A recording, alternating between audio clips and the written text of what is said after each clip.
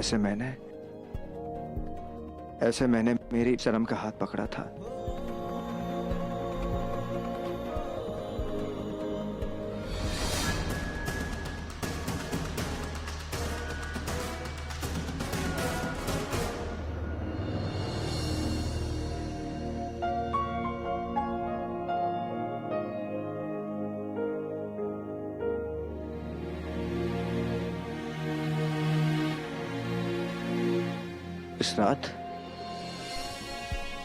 इस रात हम दोनों चांद को देख रहे थे। चांद आसमां में था और चांदनी मेरे सामने।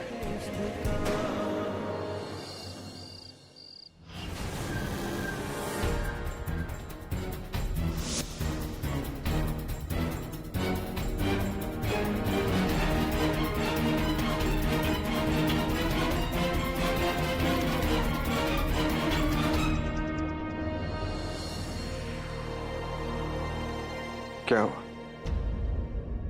Is everything okay? पता नहीं, आपकी कहानी सुनते सुनते मुझे ऐसे लगा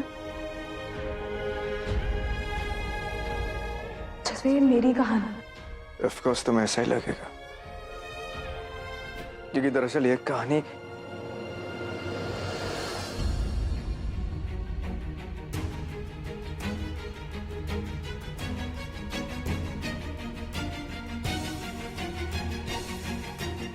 शायद अच्छा हुआ आप आ गए। शायद पता है यहाँ कितनी देर तक लाइट नहीं थी, इतना अंधेरा था, इसीलिए मैंने आपको कहा था मुझे छोड़ के मत जाइए। तो अच्छा हुआ कि मिस्टर राहिल आ गए, वरना शायद आज डर के मारे मेरी जान चली जाती। प्लीज आप ऐसे मत बोलिए।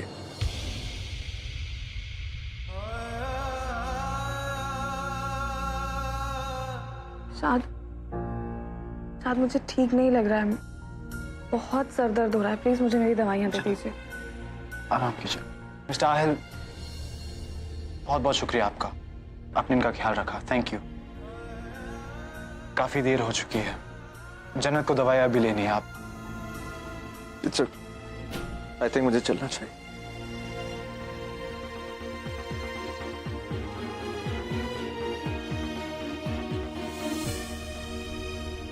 आपका काम हो गया?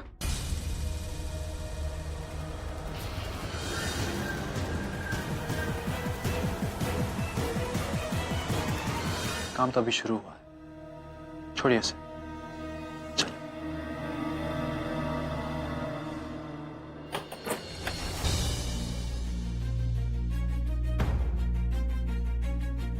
मिस्टर आहिल, काफी देर हो चुकी है, जन्नत को दवाई अभी लेनी है। आप आई थिंक मुझे चलना चाहिए।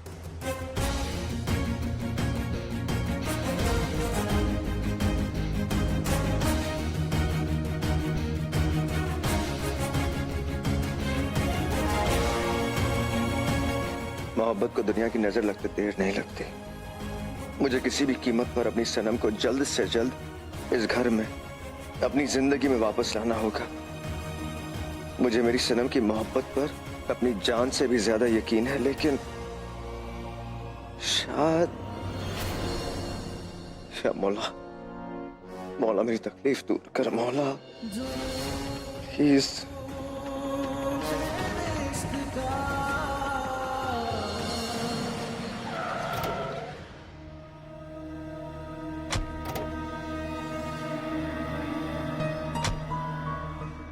भाई कहाँ?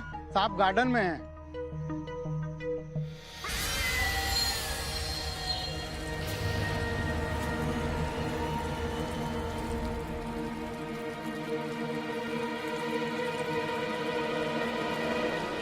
भाई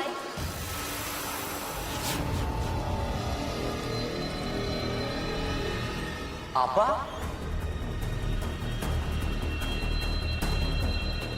आप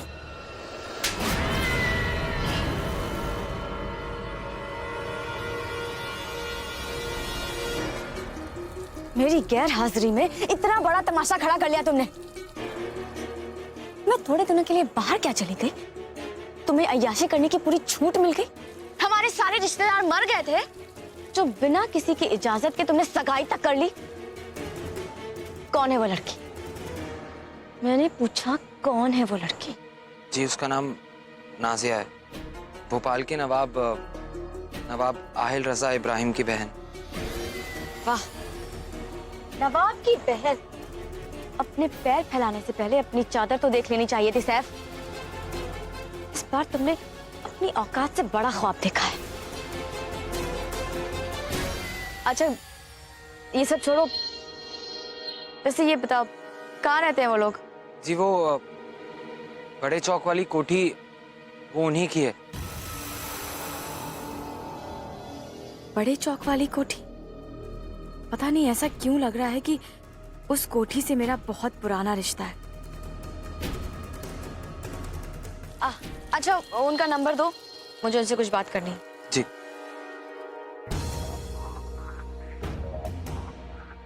ये आप क्या कर रही हैं? हिंदुस्तान का अपना पुराना नंबर वो डाल रही हूँ।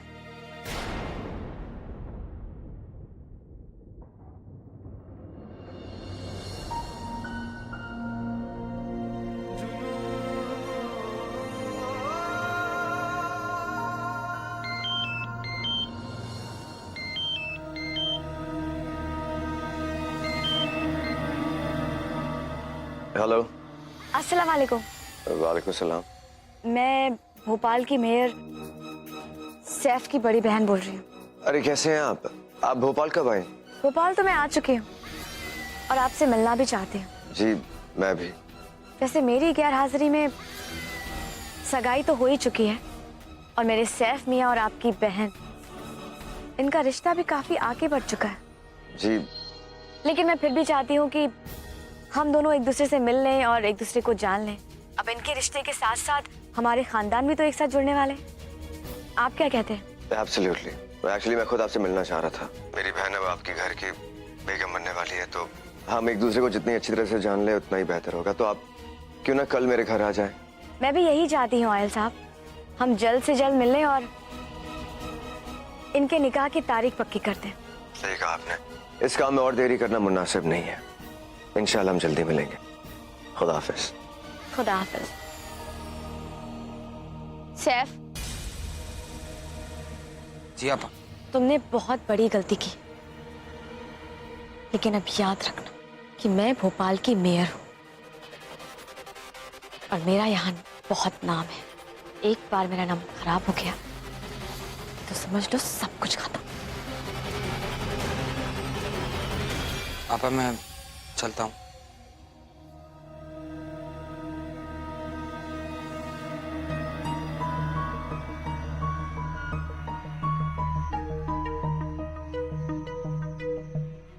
पता नहीं क्यों बार बार मुझे उस घर का ख्याल आ रहा है। भला ही जाने कि ऐसा कौन सा रिश्ता है मेरा उस घर से।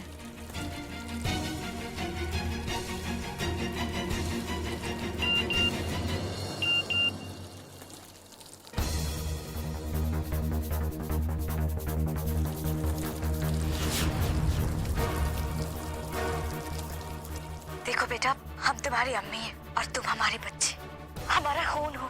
बेटा जब तुम पैदा हुई थी ना, तब सबने हमसे कहा था कि तुम मरी हुई पैदा हुई।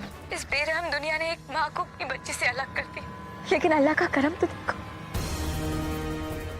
उसका करम देखो कि उसने दोबारा हमें तुमसे मिला दिया। इस वक्त हम फोन पर तुमसे कुछ नहीं बता सकते, ज्यादा हम बातें नहीं कर सकते। जैसे ही तुम्हें ये वॉइस मेल मिले तुम हमें फोन करना। हम तुमसे मिलना चाहते हैं बेटा, ठीक है? खुदा हाफिज।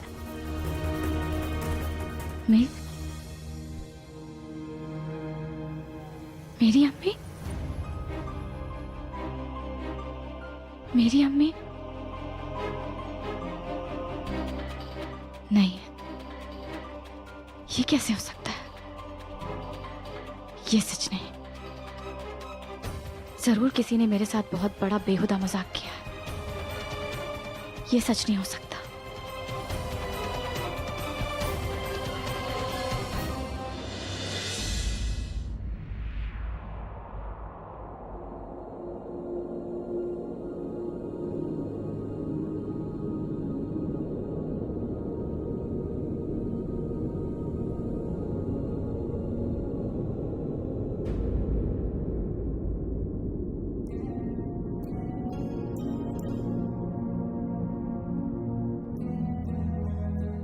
क्या हुआ?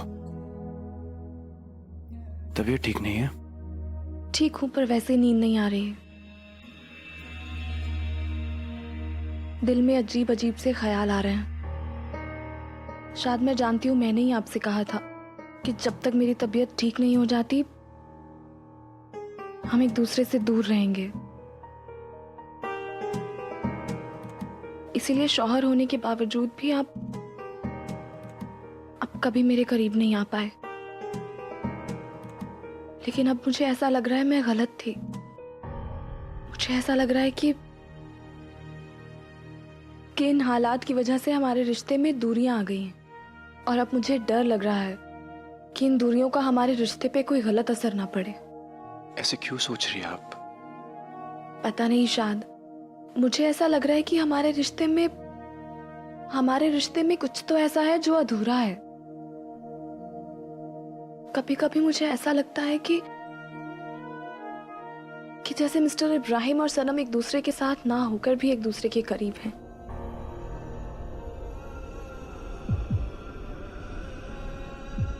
और हम एक दूसरे के साथ होकर भी बहुत दूर।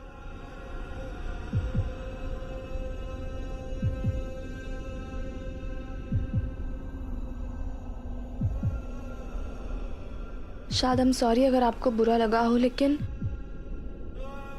मैंने सिर्फ आपसे अपने दिल की बात कही। मेरे दिल में था, मैंने कह दिया। और मुझे नहीं लगता कि मुझे आपसे कुछ छुपाना चाहिए। आपको मुझसे कुछ भी छुपाने की जरूरत नहीं है। और आपको जो लग रहा है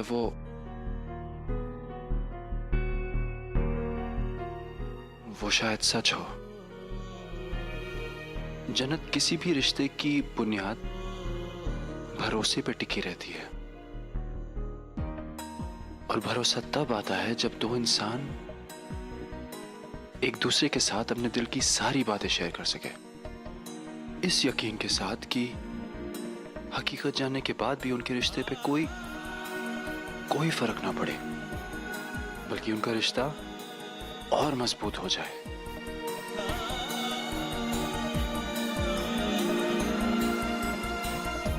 मैं भी आपसे एक बात कहना चाहता था।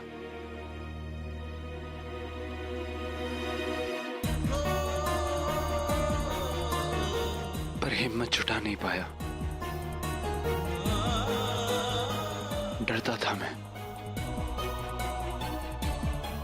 कि हकीकत जानने के बाद आपका रिएक्शन क्या होगा।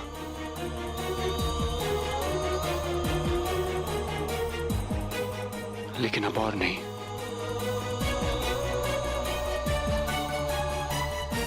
मैं आपसे सब सच सच कहना चाहता हूं।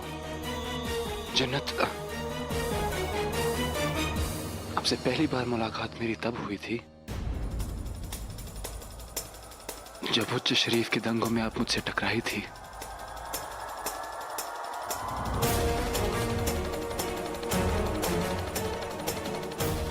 उस दिन तो आपकी जान बचाने के लिए मैंने झूठ कह दिया कि आप मेरी बीवी हो, आप मेरी सब कुछ हो। लेकिन आज वो झूठ मेरी जिंदगी की सबसे बड़ी हकीकत बन चुकी है।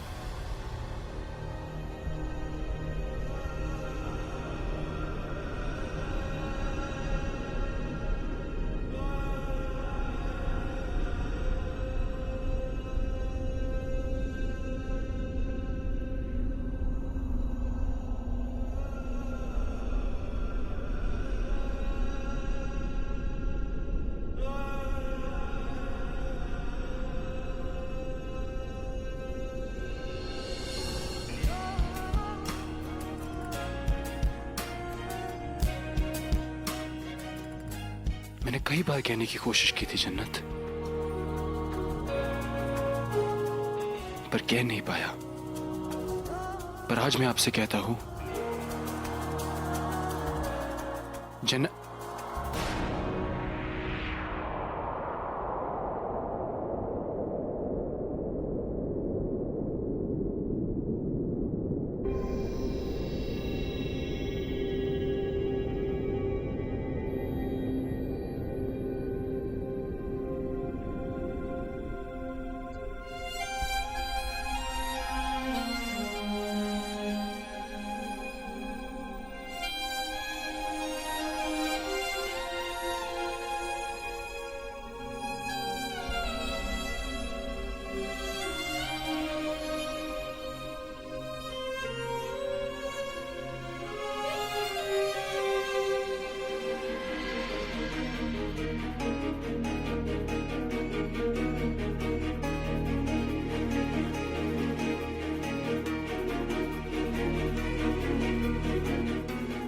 Love you. झूठ की गिरफ्त बहुत कच्ची होती है, कोई कभी भी हाथ छुड़ा सकता है उससे। लेकिन मैं आपको एक झूठे रिश्ते में नहीं, अपने दिल में कैद करना चाहता हूं। अपने झूठ को सच बनाना चाहता हूं जन्नत। मैं आपसे निकाह करना चाहता हूं, आपको मेरी बीवी बनाना चाहता हूं।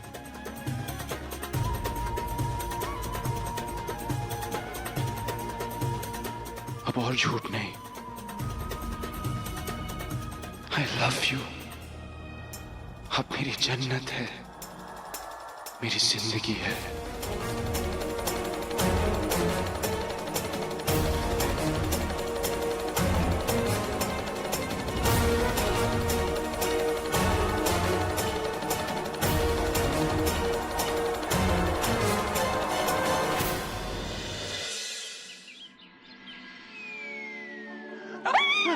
क्या कर रही हो? रख दो।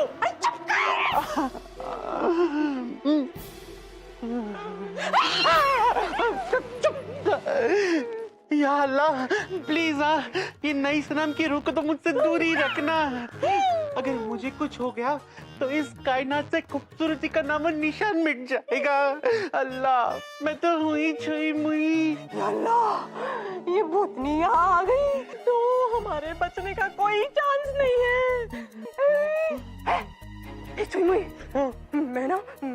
मैं लिविंग रूम में रहने लगूंगी।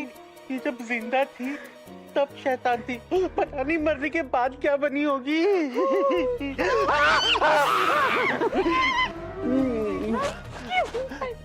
खाला मुझे ऐसा क्यों लग रहा है कि ये नई सनम की रूह हमारे घर के चारों ओर घूम घूम के इवनिंग वॉक ले रही है। मुझे खुद डर लग रहा है। अब क्या करें? तुम्हें पता है मैं तो माधुरी दीक्षित की तरह धक धक गल हूँ। कहीं डर के मारे मेरा दिल धड़कना बंद कर दिया तो? लड़का को मारो गोली। ये भूतनी भूत बनकर आ जाएगी तो हम क्या करेंगे? छोड़ छोड़। क्या करेंगे? हाँ एक काम करती हूँ, मैं ना 21 भिखारी को खाना खिला देती हूँ। हो सकता है उनकी दुआओं से ये नई शर्म की रूह मुझसे दूर रहे। हाँ लेकिन 21 लोगों का खाना बनाऊंगी कैसे? इतना खाना बनाते बनाते ये नन्ही जान कहीं दूसरे दुनिया की रिक्शा ना पकड़ ले। अल्लाह ये खालू घर पे नहीं है वरना हमें बाहर नहीं जाना पड़ता, घर के भिखारी को ही खाना खिला देते हैं। तो बिल्कुल सही कह रही है छुई मुई। देखो ना रज़ाक इसी वक्त घर पे नहीं है। हाँ मतलब बाहर जाने की जरूरत ही नहीं पड़ती। वही क्या शौहर है मेरे, ऑल इन वन। डांटो तो शौहर और खैरात कोई चीज देनी हो तो भिखारी।